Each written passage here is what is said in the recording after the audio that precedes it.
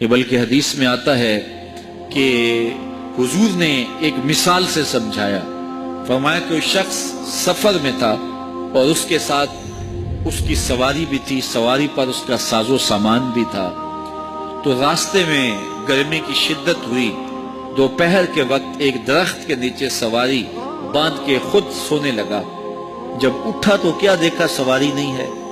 اس سواری نہیں ہے تو اس کے اوپر ساز و سامان تھا، وہ بھی نہیں ہے، نہ پینے کا پانی نہ کھانے کا کچھ، اور دور دور تک کوئی آبادی بھی نہیں، صحرا کا سفر تھا۔ تو وہ دائیں بائیں بھاگا اور اونٹنی کو ڈھونڈنے لگا، لیکن اونٹنی دستیاب نہیں ہو پائی۔ تو واپس آ کے اس درخت کے نیچے ٹیک لگا کے بیٹھ گیا اور موت کا انتظار کرنے لگا۔ ظاہر ہے یہاں کوئی دوسرا میرے علاوہ ہے نہیں، تنہا ہوں، اور کوئی آبادی نظر آ نہیں رہی، اور پانی بھی سامان بھی اونٹنی پر ہے، نہ سفر کرنے کے قابل، نہ کچھ کھانے پینے کا میسر۔ تو اب ریت کو تو کھا نہیں سکتا، تو اب موت ہی موت ہے۔ تو وہ موت کے انتظار میں بیٹھ گیا، اسے یقین ہو گیا کہ بھوک مجھے آج نہیں تو کل مار دے گی۔ تو وہ درخت کے ساتھ ٹیک لگا کے بیٹھ گیا تو اس کی آنکھ لگ گئی۔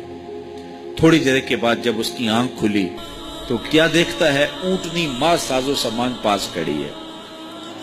وہ اونٹنی جو اس کی زندگی کی دلیل تھی، جس پر اس کا سامان تھا، پانی تھا، ضروریات تھی، وہ اس کے پاس آ کے کھڑی ہے۔ تو پھر اس کی کیفیت ہوئی، اونٹنی کیا ملی، زندگی مل گئی۔ تو اس نے کہا، اللہم انت عبدی و انا ربک، اے اللہ تو میرا بندہ ہے اور میں تیرا رب ہوں۔ کہنا یہ تھا کہ تو میرا رب ہے اور میں تیرا بندہ ہوں، لیکن اس قدر خوشی ہوئی کہ مسرت سے، خوشی سے دھڑک گیا اور اس کی زبان بل کھا گئی۔ کہنا یہ تھا تو میرا رب اور میں تیرا بندہ، لیکن زبان اس قدر بل کھا گئی، مسرتوں کا ہجوم اتنا تھا۔ وہ کیا کسی نے کہا نا کہ کسی کے آنے سے ایسے ہوش اڑے ساقی کے، شراب سیخ پہ ڈالی اور بوتل میں کباب۔ تو اس نے کہا، اللہم انت ربی وانا عبدو کا، یہ کہنا تھا۔ اس نے کہا، انت عبدی وانا ربو کا، تو میرا بندہ اور میں تیرا رب۔ حضور نے اس مثال کو بیان کرنے کے بعد فرمایا، صحابہ بتاؤ اس بندے کو کتنی خوشی ہوئی کہ وہ خوشیوں سے دھڑک گیا۔ جب بھی تیری قربت کے امکان نظر آئے، ہم اتنے خوش ہوئے کہ پریشان نظر آئے۔ تو خوشی سے اس نے کہنا اور تھا اور کہہ اور دیا۔ تو فرمایا کہ اس کو کتنی خوشی ہوئی۔ صحابہ نے عرض کی، حضور بہت زیادہ خوشی ہوئی۔ فرمایا جب بندہ توبہ کرتا ہے اور اللہ کی دہلیز پہ واپس آتا ہے، اللہ اس سے بھی زیادہ خوش ہوتا ہے۔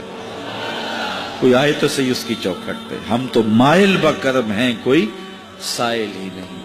تو آئیے اپنے من کے اندھیرے دور کریں اور سچی توبہ کریں۔ صاحبو، یہ زندگی کسی کے ساتھ وفا نہیں کرتی۔ آپ کو اور مجھے یقیناً ہم میں سے کسی کو نہیں پتا کہ ہم کتنی سانسیں باقی زندہ رہنے والے ہیں۔ ماہ و سال کی گنتی ہمارے علم میں نہیں ہے۔ پچھلی زندگی تو ہماری نظر میں ہے کہ اتنے سال گزرے، اتنے بدیوں میں، اتنے نیکیوں میں۔ اپنا حساب کرو، ماضی کا حساب لگاؤ، حاسبو قبل ان تحاسبو، اپنا حساب کرو اس سے قبل کہ تمہارا حساب کیا جائے۔ ایسا نہ ہو کہ جب حساب ہو تو پھر پچھتاوا، ہائے یہ تو سب کچھ لٹ گیا۔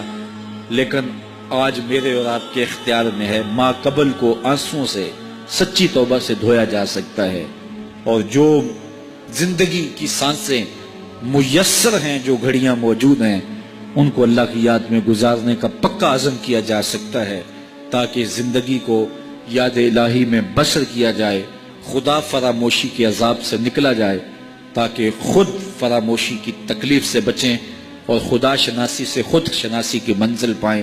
اللہ میری اور آپ کی مغفرت فرمائے۔